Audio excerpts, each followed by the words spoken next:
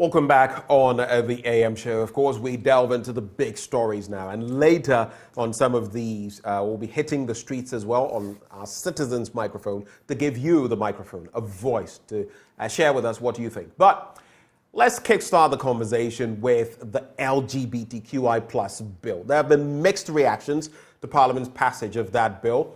Now, while we await President Akufo-Addo's decision on the bill to give us assent or otherwise, and the processes that could follow that in Parliament, the conversations will still go on from many divided, divergent angles. Today, we're having an interaction with the former General Secretary of the Christian Council of Ghana in the person of Rev.Dr.Opuni-Frimpong, who heads the Alliance for Christian Advocacy Africa. He is our guest on this discourse. Rev, good morning to you. Thank you so much for joining the conversation. Good morning, Ben, and let me say good morning to your team and your charity viewers. Right. Off the top, right, what was your reaction to the passage of this bill, the LGBTQI plus bill? Yes, Ben, thanks for the opportunity. Last Wednesday was February 28th, and the Parliament of Ghana gave Ghanaians another reason to be proud of ourselves as Ghanaians. I have in mind the great sons and daughters of this country that somewhere around Osu were killed. The Ajetes, the Lamtes, the Atipos, who, working towards the independence of our country, not only for themselves, for unborn generations, rose up against some oppressors and outside forces so powerful at that time, but they stood up for generations unborn, and today we have something to celebrate as a people. That is what it seems to me the parliamentarians did last Wednesday, another February 28th. And to me, that is what the president of this country must continue. We must not disconnect from February 28th. He must sign the bill quickly to complete the process. How quickly is quick enough for you, and how slow will be too slow? You see, the bill is a national concern. Our friends, Sam George and others, only sponsored it in Parliament, but the conversation was there, a national concern. So what happened last Wednesday is a national concern that the president must give a national response. Where a national response will be what exactly? You cannot say that every Ghanaian, every last Ghanaian feels the same way about this bill. That is exactly what democracy is about. Right. Nanado is our president not because everybody voted for him. Right. And we have our MPs. But the more Ghanaians, traditional leaders, faith-based organizations, Christian, Muslim, civil society groups, say we have seen this thing elsewhere, it's not good for us. And the People's House, Parliament, unanimously, and they represent the various people constituencies. That is what I mean by a national concern that must attract a national response. And then we are in election season. Right. If the president keeps waiting, at Parliament it receives a national response. If the president doesn't sustain the process, and even there's a long break, before you are aware, the conversation will change, and the way we do our things here, it will become political thing, and it will not help anybody. Are you afraid there's a real possibility of that happening? I won't use afraid, but I am concerned that such moral issues should not divide us. If somebody even wants to go to court, want to go to Parliament and raise the issue again, go on the street, come and sit in your media platform, that is another thing. But for the president, he must sign and complete the process so that at least you still keep this country together. Now, if he... And so your suggestion then, you say so that we can still keep this country together. By extension, are you saying that the country will fall apart if he doesn't give his assent No, to no, the bill? no, And don't get me wrong. I'm only playing devil's advocate to look at all angles. Actually, that's why you are my friend. You see, before St. George and the others sent the bill to Parliament, you could imagine the conversation, the tension. Some Indian embassies and ambassadors were all coming into the picture. The tension here and there, and people were doing all kinds of things. Now, ever since the past 2.5, 3 years that the issue went to Parliament, you realize that people became a bit calm. Right. And that is the cohesion I'm talking about.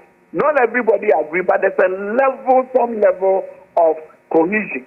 If we wait a little bit, then the division will come. Which party supports it, which political party doesn't support it, and which MP supports it, which MP doesn't. And I think that was settled in Parliament when the Speaker asked anybody from any side to stand up. No one stood up. Though there have been concerns raised by the likes of Ursula Usueku, the Minister for Communications and Digitalization, together with the majority leader now, Alexander Afenyo-Markin, who felt that instead of custodial sentences where people may have to go to jail, now in this case for 3 to 5 years, they could have non-custodial sentences, community service among the rest. What do you feel specifically about that point? Ben, I'm not a lawyer, so the details about the law, I will still want to stretch my patience and allow the lawyers who understand the implications of commas and dots and semicolons to come in. But my point is, the bill is a national concern. The issue there about moral family life, you see, it's families that determine the strength of nations. I'm a pastor. The strength of a church has a lot to do with family, church members, where are they coming from? And therefore, anything that we want to do to protect the family, we must come together to do it like the Parliament did.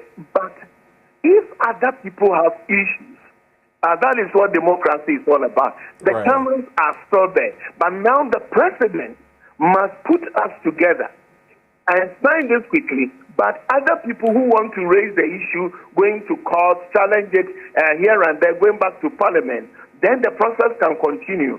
If the president keeps waiting and we don't know what he's going to do, then another level of conversation begins. If even he decides he is not going to assign how many of his party people support him, how many people of his party don't support him, and which political party support the bill, and in electoral or election environment, we will be having national conversations that may not be helpful then.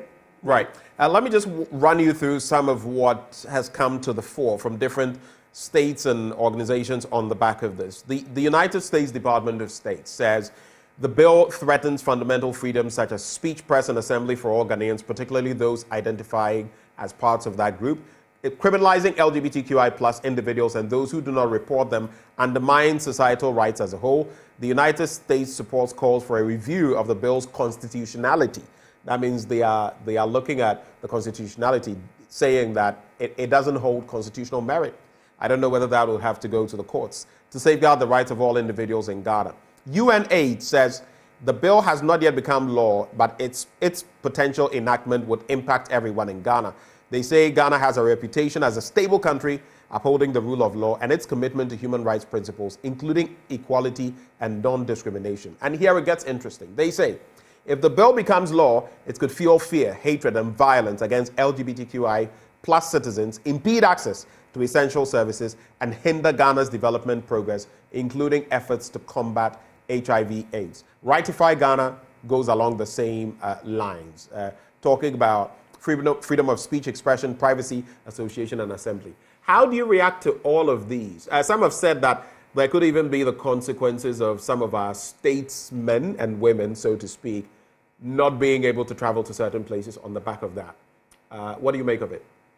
Ben, I have much respect for all the institutions and the individuals that you have mentioned. Right. But Ghana is not isolated case. We went to some of the Islamic countries for World Cup, and they told FIFA in the face, we will build all the stadium, we will welcome you, but nobody should bring LGBT things here. Initially, there was a challenge everywhere. Eventually, all the nations you are mentioning went to the tournament, and even captains were not allowed to wear bands of certain colors.